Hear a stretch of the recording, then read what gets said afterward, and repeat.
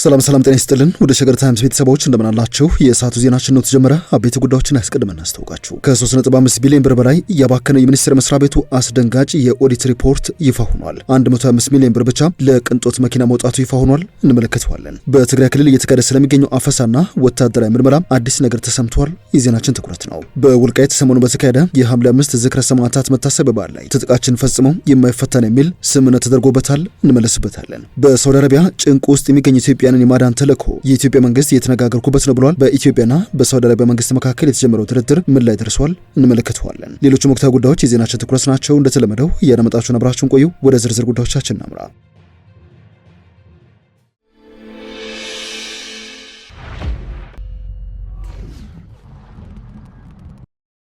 በሁለት ግዙፍ የመስኖ ፕሮጀክቶች ላይ የ3.69 ቢሊዮን ብር ያላግባብ መባከኑ እንደተጋለጠ ካፒታል ጋዜጣ ዘግቧል። በመስኖና ቆላማ አካባቢ ሚኒስቴር ስር በሚተዳደሩ የጨርጨርና የወልመል መስኖ ልማት ፕሮጀክቶች ላይ ነው 3.69 ቢሊዮን ብር ያላግባብ መባከኑ የተሰማው። ከ2011 እስከ 17 የነበረውን አፈጻጸም የገመገመው የፌዴራል ዋና ኦዲተር ፕሮጀክቶቹ ያለበቂ ምክንያት የውል ማሻሻያ እንደተደረገባቸውና ከኮንትራት ውጪ በጀት እንደፈሰሰባቸው ነው ያረጋገጠው። በተለይም በቸርቸር ፕሮጀክት ለቅንጦ ተሽከርካሪዎች ብቻ ከ132 ሚሊዮን ብር በላይ መመደቡና የሐሰት የክፍያ ሰነዶችን በመጠቀም ለተቋራጮች ተጨማሪ ክፍያ መፈጸሙ ተጋልጧል። ፕሮጀክቶቹ ከ38 ወራት በላይም እንደዘገዩ ነው የካፒታል ዘገባ የሚያሳየው። ከነዚህ መካከል 49 ሚሊዮን ብር በላይ ወጪ ወጣበት የ2023 ሞዴል የ10 በመቶ የተቋራጩን ትርፍ እንደሚያካትትም ተደርጎ ነው የተከናወነው። በተጨማሪም በፕሮጀክቱ የ2023 ሞዴል የቶዮታ ፕራዶ መኪናዎች በድምሩ 83 ሚሊዮን ብር ግዢ ተፈጽሞባቸዋል። ምንም እንኳን እነዚህ መኪናዎች ለቴክኒክ ክትትል አገልግሎት ይውላሉ የሚል ምክንያት ቢቀርብባቸውም በኦዲት ሪፖርቱ መሰረት ግን መኪናዎቹ በተቋራጩ እጅ እንደቀሩ ነው የተጠቆመው። በቸርቸር ፕሮጀክት ሌላ ክፍል ላይ በመጀመሪያ ውል ውስጥ ያልነበሩ 7 የመስክ መኪኖችን ለመግዛትም 75 ሚሊዮን ብር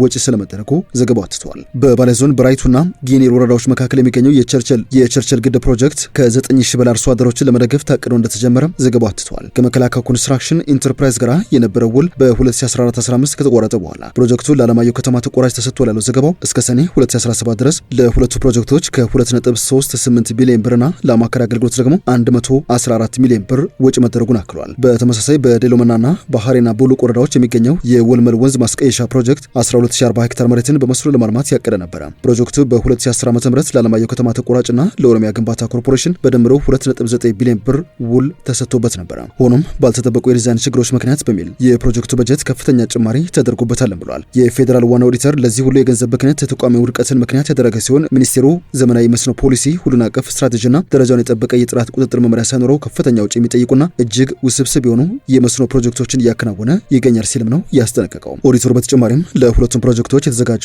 የዋጭነት ጥናቶችና የምህንድስና ዲዛይኖች በገለልተኛ የቴክኒክ ቡድን አካላት ጥልቅ ግምገማ ወይንም ህጋዊ ማጸደቅ ሂደት ውስጥ እንዳላለፉ ይፋ አድርገዋል። በዚህ ምክንያት በቢሊዮኖች የሚቆጠር የህዝብ ሀብት በተገቢ ቁጥጥር ስርዓት ሳይመራ እንዲባክን ምክንያት ሆኗልም ባይ ነው። ኦዲተሩ በተጨማሪም ሚኒስቴሩ የማስተካከል እርምጃዎችን በተገቢ መልኩ የማይከተል ከሆነ ጉዳዩ ለህጋዊና ወንጀል ተጠያቂነት ሂደት ወደ ህዝብ ተወካዮች ምክር ቤት ሊተላለፍ እንደሚችል ነው ማስጠንቀቂያውን ይፋ ያደረገው።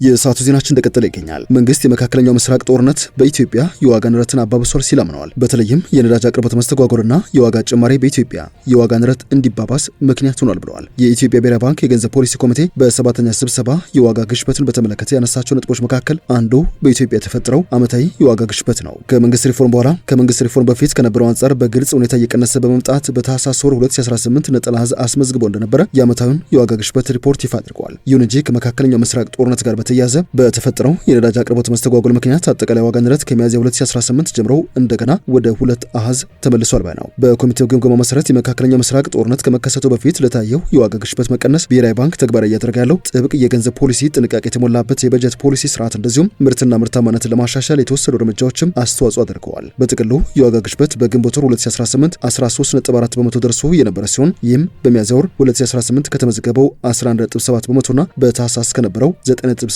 በመቶ ጋር ሲነጻጸር ጭማሪ ያሳየ ነው ብለዋል። ይህ ጭማሪ በምግብ ነክና በምግብ ነክ ያልሆኑ ዕቃዎች ዋጋ ግሽበት በቅደም ተከተል 15.0 በመቶና 11.1 በመቶ በማደጉ የተነሳ ነው ብለዋል። በግንቦት ወር 2018 የተመዘገበው የዋጋ ግሽበት በ9 ወራት ውስጥ ከፍተኛው ሲሆን ይህም በአሜሪካና በኢራን ጦርነት ምክንያት ከተፈጠረው የነዳጅ አቅርቦት መስተጓጎል ጋር በተያያዘ የመጓጓዣ ወጪዎች በመጨመራቸው ምክንያት ነው ብለዋል። እነዚህ ጭማሪዎች ባለፉት 5 ዓመታት በተመሳሳይ ወራት ከተመዘገቡት ወራዊ አማካይ ዋጋ ግሽበት መጠኖች በእጅጉ ከፍ ያሉ ሲሆን በአሁኑ የበጀት ዓመት የተመዘገበውን አማካይ ወራሂ የዋጋ ግሽበት መጠንም አልፏል ነው የተባለው። ይህም በነዳጅ ዋጋ ድንገተኛ ጭማሪ ምክንያት አዲስ የዋጋ ግፊት መፈጠሩን ያመላከተ ሲሆን የወደፊት ትንበያን በሚመለከት የዋጋ ንረት በታህሳስ 2019 እንደሚቀንስ ተገምቷል። ቢሆንም በ6 ወራት የትንበያ ጊዜ ውስጥም በሁለት አሃዝ ላይ ሊቆይ እንደሚችል ትንበያው አመላክቷል።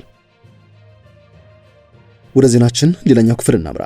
በወልቃይት ከሰሞኑ በተከናወነ የሐምሌ 5 የዝክረ ሰማዕታት በዓል ላይ ትጥቃችን ፈጽሞ የማይፈታ ነው የሚል ቃል ኪዳን መፈጸሙ የክልሉ መገናኛ ብዙሃን ዘግበዋል። በወልቃይት ጠገዴ አማራ የማንነት ትግል ታሪክ የተቀየረበት ሐምሌ 5 10ኛ ዓመት በትናንትናው ዕለት በሁመራ ከተማ በድምቀት መከበሩን የክልሉ ሚዲያ የዘገበ ሲሆን ዘንድሮ ሐምሌ 5 የማይታጠፍ ቃል የማይፈታ ትጥቅ በሚል መሪ መልእክት እንደተከበረ ማትተዋል። የዞኑ አስተዳዳሪ አቶ አሸተ ደመለው ከዚያ ታሪክ ዕለት በኋላ አድማሱን ባሰፋው ጠንካራ ህዝባዊ ትግል ምክንያት ሀገራዊ ለውጥ መምጣቱንና የወልቃይት ጠገዴ ህዝብም ከህወሓት አገዛዝ ሙሉ በሙሉ ነጻ መውጣት መቻሉን ገልጸዋል። የዞን ምክትል አስተዳዳሪ ኮሎኔል ደመቀ ዘውዴ በበኩላቸው በዕለቱ ህወሓት ቤታቸውን ከቦ የኃይል እርምጃ ለመውሰድ በሞከረበት ጊዜ ራሳቸውን ለትግሉ አሳልፈው በመስጠት ትግሉን መጪው ትውልድ እንዲያስቀጥለው በማሰብ እስከ መጨረሻው መፋለማቸውን አስታውሰዋል። በበዓሉ ላይ የተገኙት የአዲስ አበባ ዩኒቨርሲቲ የፍልስፍና መምህር ዳኛቸው አሰፋ ሐምሌ 5 ጠንካራ የትግል መንፈስ የተገኘበትና የህዝብን የነጻነት ፍላጎት ያሳየ ትልቅ ድል ነው ሲሉ አሞካሽተውታል።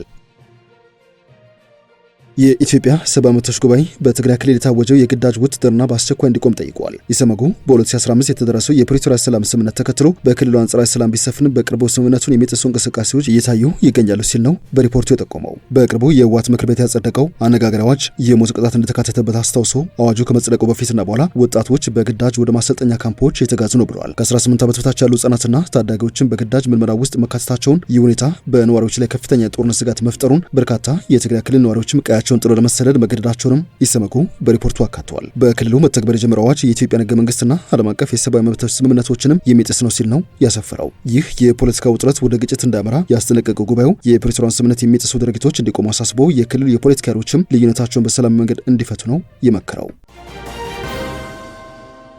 ወደ ዜናችን የመጨረሻው ክፍል እናምራ። የኢትዮጵያ ውጭ ጉዳይ ሚኒስቴር ሳውዲ አረቢያ ውስጥ የህግ ሂደት ላይ ያሉና የፍርድ ውሳኔ የተላለፈባቸው ኢትዮጵያን በተመለከተ ከሚመለከታቸው የሀገሪቱ ባለስልጣናት ጋር በቅርበት እየተነጋገረ እንደሚገኝ አስታውቋል። በርካታ ኢትዮጵያን ስደተኞች የሚገኙበት ሳውዲ አረቢያ ከጥር እስከ ሰኔ ባሉት 6 ወራት ውስጥ 7 ኢትዮጵያንን በሞት መቅጣቷን ዓለም አቀፉ የሰብአዊ መብቶች ተሟጋች አምነስቲ ኢንተርናሽናል ከ3 ሳምንት በፊት ባወጣው መግለጫ አስታውቋል። ሐሚስ ሙሻይት በተባለው እስር ቤት ብቻ ቢያንስ 63 ኢትዮጵያን የሞት ፍርድ ተላልፎባቸው የተጠባበቁ መሆኑን አምነስቲና ሌላኛው ዓለም አቀፍ የሰብአዊ መብቶች ተቋም ሂውማን ራይትስ ዎች አስታውሰዋል። የውጭ ጉዳይ ሚኒስቴር በዛሬው ዕለት ባወጣው መግለጫ የኢትዮጵያ መንግስት በውጭ ሀገር ለሚገኙ ዜጎቹ ደህንነት ጥበቃና የቆንጽላ እገዛ ትልቅ ቦታ እንደሚሰጥ ጠቅሶ ከዚህ ጋር በተያያዘ መንግስት የህግ ሂደት ላይ ያሉና የፍርድ ውሳኔ የተላለፈባቸው ኢትዮጵያን በተመለከተ ከሳውዲ ጋር በከፍተኛ መንግስት ደረጃ መነጋገር እንደቀጠለ ነው ያስታወቀው። በተጨማሪም ሪያድ ውስጥ በሚገኘው ኤምባሲና በጅዳ ቆንጽላ ጽህፈት ቤት አማካኝነት አስቸጋሪ ሁኔታዎች ለገጠማቸው የኢትዮጵያ ዜጎች ሰብአዊነትን ከግምት ውስጥ ያስገባ እርምጃ እንዲወሰድ የሚደረገው ጥረት መቀጠሉንም አስታውቋል። በዲፕሎማሲያዊ ቢሮዎች አማካኝነት ኢትዮጵያኑ የቆንጽላ ድጋፍ እንዲያገኙ ለማድረግና ተገቢውን መፍትሄ ለማስገኘት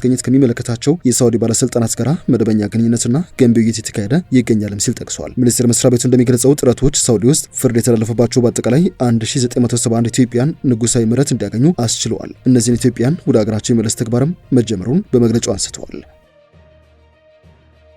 በመጨረሻም ኢትዮጵያ የ4 ቢሊዮን ዶላር የወርቅ ስምምነትን በይፋ አጽድቃለች። የኢትዮጵያ መንግስት የቻይናው ዚጂን ጎልድ ኢንተርናሽናል የካናዳውን ኦላይድ ጎልድ ኮርፖሬሽን በ4 ቢሊዮን ዶላር ለመግዛት ያደረገውን ስምምነት በይፋ ማጽደቋን ከምንጮች የሰማው ሲል ካፒታል ጋዜጣ ዘግበዋል። ይህ ስምምነት በቤኒሻንጉል ጉሙዝ የሚገኘውን የኩርሙክ ወርቅ ማዕድን ወደ ዚጂን ባለቤትነት የሚያዛውር እንደሚሆን ዘገባው አስታውሷል። 620 ሚሊዮን ዶላር ወጪ የተደረገበት ፕሮጀክቱ በቅርብ ሳምንታት ምርት ይጀምራል የተባለ ሲሆን በአመት 290 ሺህ አውንስ ወርቅ በማምረትም የኢትዮጵያ ትልቁ ዘመናዊ የወርቅ ማዕድን ይሆናል የተባለው በዓለማችንም በንጽጽር በአነስተኛ ኢንቨስትመንት ወጪ የሚከናወን የወርቅ ማዕድን እንደሚሆን ይጠበቃል ብሏል የካፒታል ጋዜጣ ዘገባ። ስምምነቱ በክልሉ የሚገኘውን የኩርሙክ ወርቅ ማዕድን ጨምሮ የኦላይድ ጎልድን ዓለም አቀፍ የሀብት ይዞታዎችን ወደ ቻይናው የማዕድን ግዙፍ ኩባንያ የሚያዘዋውር ይሆናል። ባለሙያዎች ይህ ስምምነት በኢትዮጵያ የማዕድን ዘርፍ ላይ የውጭ ኢንቨስትመንት ለማሳደግ የጎላ ሚና ይጫወታል ማለታቸውን የካፒታል ዘገባ ያሳያል። በዓለማችን አሉ ከሚባለው የወርቅ አምራቾች መካከል አንዱ ወደ ኢትዮጵያ የማዕድን ዘርፍ መግባቱ ባለሀብቶች በዘርፉ ላይ የሚኖራቸውን መተማመን የሚያጠናክር ነው። ይህም መንግስት በማዕድን ልማት ዘርፍ ተጨማሪ የውጭ ኢንቨስትመንቶችን ለመሳብ ከሚያደርገው ጥረት ጋር የሚጣጣም እንደሆነ ሀሳባቸውን አጋርቶኛል ባይ ነው ካፒታል ጋዜጣ። ኩምሩክ ከአዲስ አበባ በ750 ኪሎ ሜትር ርቀት ላይ የሚገኝ ሲሆን በቤኒሻንጉል ጉሙዝ ክልል አሶሳ ዞን የከተመ ግዙፍ የወርቅ ማዕድን ማውጫ ማዕከል ነው። ወደ ሸገር ታይምስ ቤተሰቦች የሰዓቱ ዜናችን አበቃ። ስላደመጣችሁን አመሰግንን። በያላችሁበት ሰናይ ጊዜ